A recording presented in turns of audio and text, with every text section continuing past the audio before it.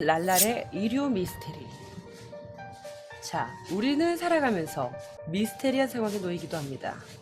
정말 영혼에 있는 것인지, 예지몽 또는 운명, 믿을 수 없는 기이한 형상들입니다.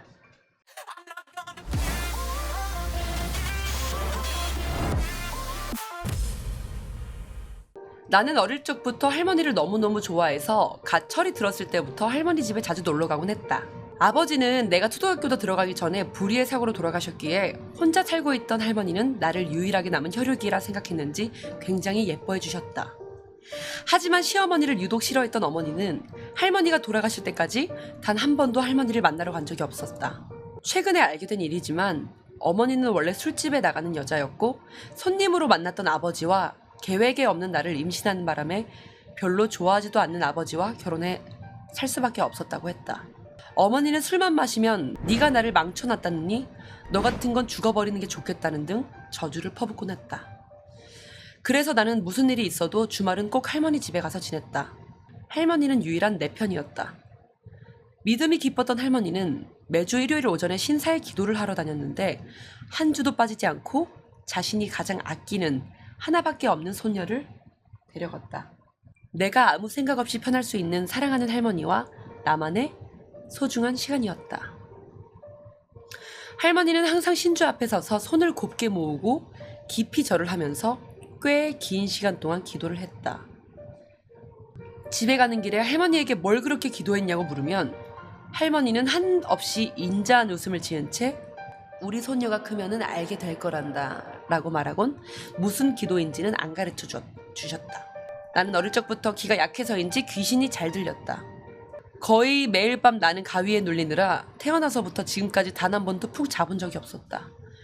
가위뿐만이 아니라 자다가 내 손으로 끈을 내 목에 걸고 있거나 배를 바늘로 찌르는 듯한 고통에 밤새 몸부림치거나 그 일을 어머니에게 말했지만 니년이 더 불행해졌으면 했는데 그거 참 잘됐다 라고 말했다. 내가 중학교 때 들어서는 이런 일들이 훨씬 많아지고 악질적이 되었다. 밥을 먹을 때에는 항상 벌레를 먹고 있다는 환각이 보여 밥 한 술 제대로 먹을 수가 없었다.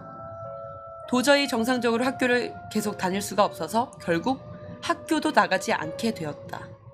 나를 저주하는 어머니로부터 지켜준 유일한 사람은 할머니였다. 내가 16살이 된 날 그런 할머니가 돌아가셨다. 내가 미치지 않은 것이 다행이었다.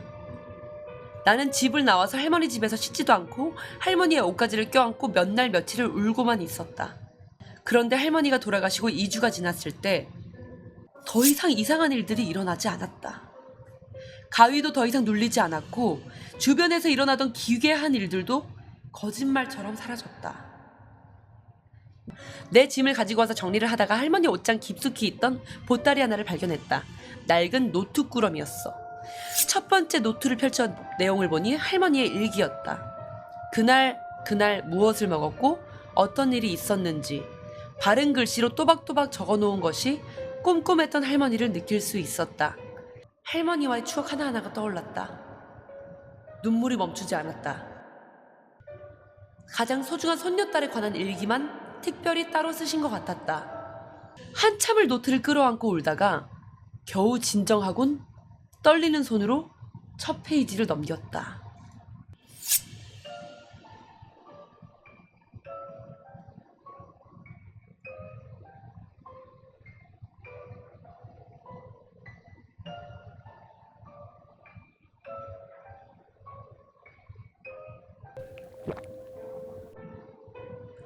눈물이 쏙 들어갔다. 그 다음 페이지부터는 매주 일요일 날짜가 적혀 있었다. 그 내용을 본 순간 토악질이 나왔다.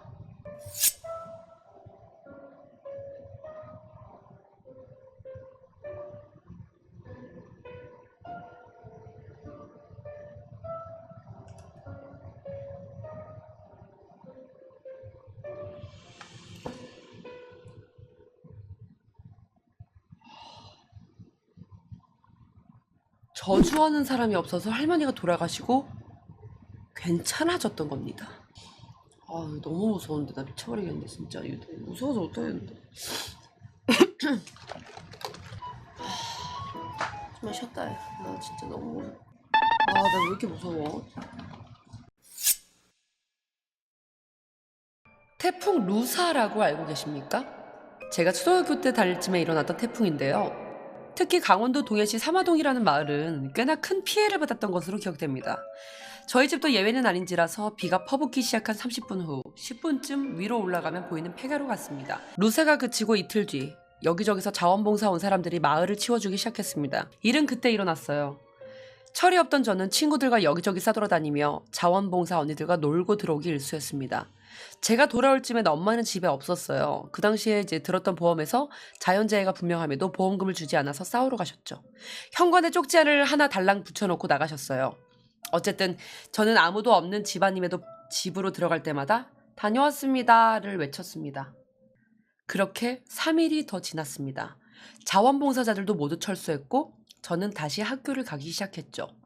그리고 집에 돌아왔을 때 엄마는 또다시 싸우러 가셨는지 엄마 보험회사 좀 다녀올게 라는 쪽지만을 현관에 붙여두셨죠. 저는 어느 때처럼 열쇠로 문을 따고 집을 들어갔습니다. 그리고 다녀왔습니다 라고 외치고는 물을 마시러 부엌으로 달려갔습니다. 그때 끼익 소리와 함께 다녀왔니? 라는 틀림없는 엄마의 목소리가 들려왔습니다. 엄마의 목소리가 들려오기가 무섭게 안방으로 뛰어들어갔습니다. 엄마, 나 배고파! 라고 하면서 문을 활짝 열었는데 아무도 없었습니다. 다녀왔으면 손을 씻어야지. 이번에는 제 뒤에서 분명한 말소리가 들려왔습니다. 제 머릿속에선 틀렸어. 엄마가 아니야. 라는 생각이 둥둥 떠올랐습니다. 다녀왔으면 손을 씻어야지. 라는 말이 얼마나 무섭던지. 저는 그대로 소리를 지르면서 밖으로 뛰쳐나왔습니다. 그리고 집 앞 골목에서 엄마와 마주쳤습니다. 엄마에게 자초지종을 말해도 엄마는 그냥 헛것을 본 거겠지라는 말만 하셨습니다. 그리고 전 엄마 손을 잡고 벌벌 떨면서 집 안으로 들어갔습니다. 역시나 아무도 없었어요. 정말 잘못 본 걸까? 벌벌 떨었던 제가 무척 부끄러워지는 순간이었습니다. 그리고 엄마에게 맛있는 걸 해달라고 조르려는 순간 저는 보고 말았습니다. 살짝 열린 안방문 틈으로 씩 웃고 있는 엄마의 모습이 보였습니다. 입만 뻥긋뻥긋 끊임없이.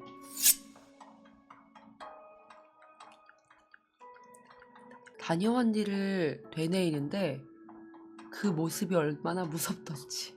문이 점점 더 열리는 순간 저는 기절해버리고 말았습니다. 엄마의 모습을 한 그것의 모습 옆에 제 모습을 하고 있는 또 다른 형체를 보고 만 것이죠.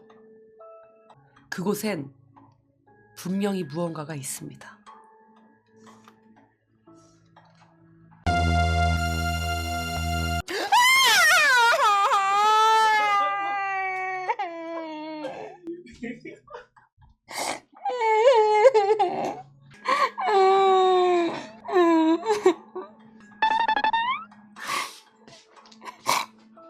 진짜 그래? 아, 무서워. 미친 사람이야, 진짜. 왜 어떻게 거기서 했어? 내가 이거 지을 줄 알았어요? 네. 와, 진짜 대박이다, 진짜.